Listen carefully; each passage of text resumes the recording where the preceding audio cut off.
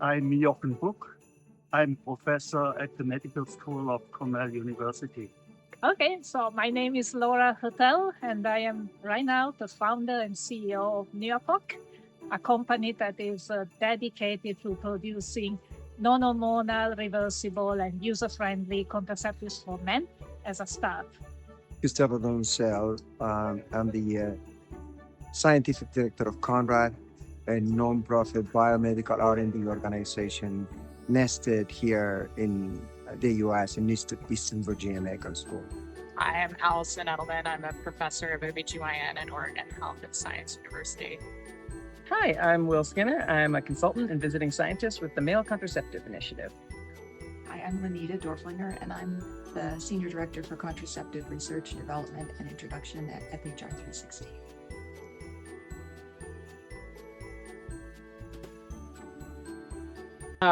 I've been really passionate about male contraceptive development for about, has it been 10 years now? About 2015, my wife had a painful and somewhat traumatic IUD removal. In the years between getting her IUD placed and removed, she grew a large uterine fibroid, which made it really hard and painful to get the IUD back out. And as I was accompanying her through a lot of uncomfortable appointments, I started thinking, why can't I shoulder some of the burden of contraception in our relationship? And so I went home and I started Googling that a little bit, and I really just fell into this rabbit hole of all of these interesting scientific and social and political and economic challenges that have held us back from having effective male contraception for so long. And I felt like with my biology background, this is a place where I could apply my skills and maybe make a real difference in the world. So I was a virologist for my entire life until 2024, which is post-pandemics.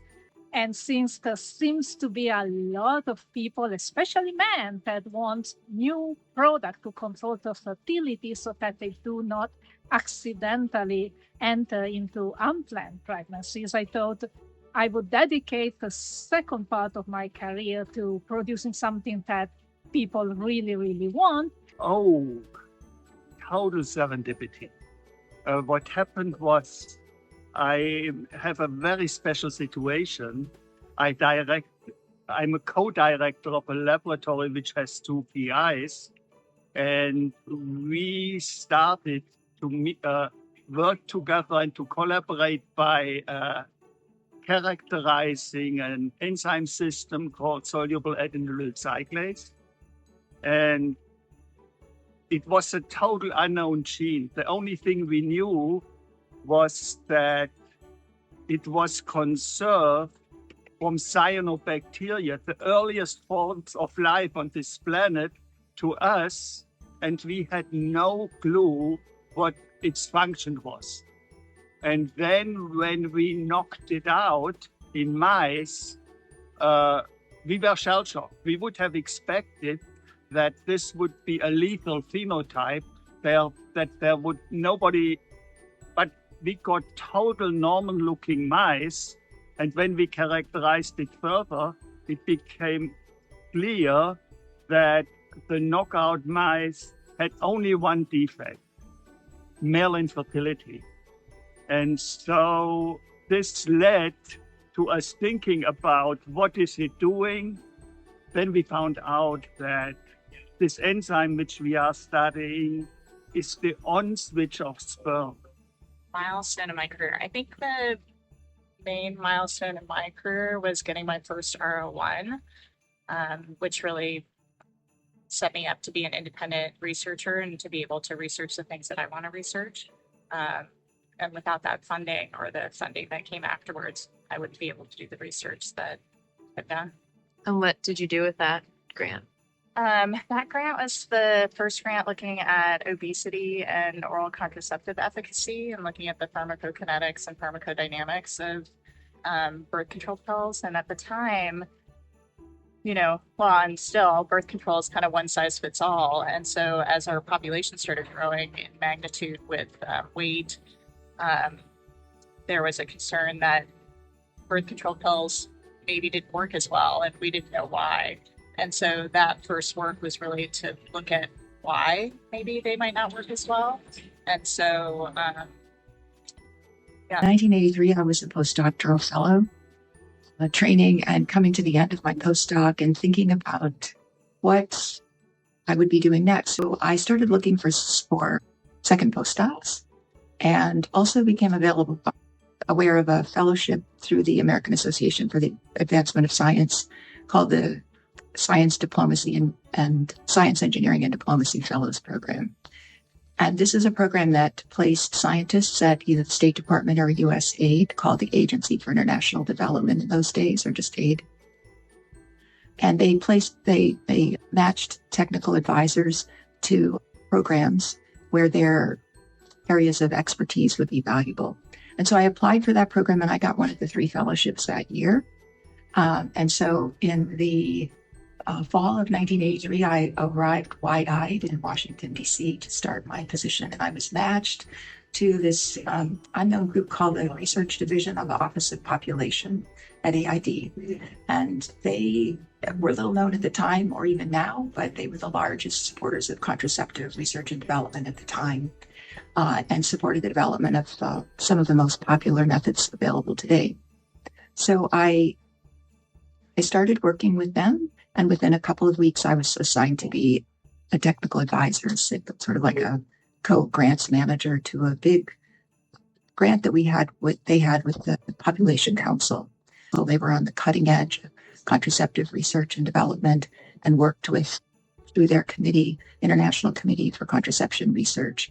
I had that amazing opportunity to work and closely and become friends with some of the leaders of the field, like Tapani Mukainen from Finland, who was the inventor of the hormonal IUD, Horacio Cruzado from Chile, who was a co-inventor of contraceptive implants, Dan Michel, who was just one of the world's leaders in contraceptive research for decades and decades, and so many more.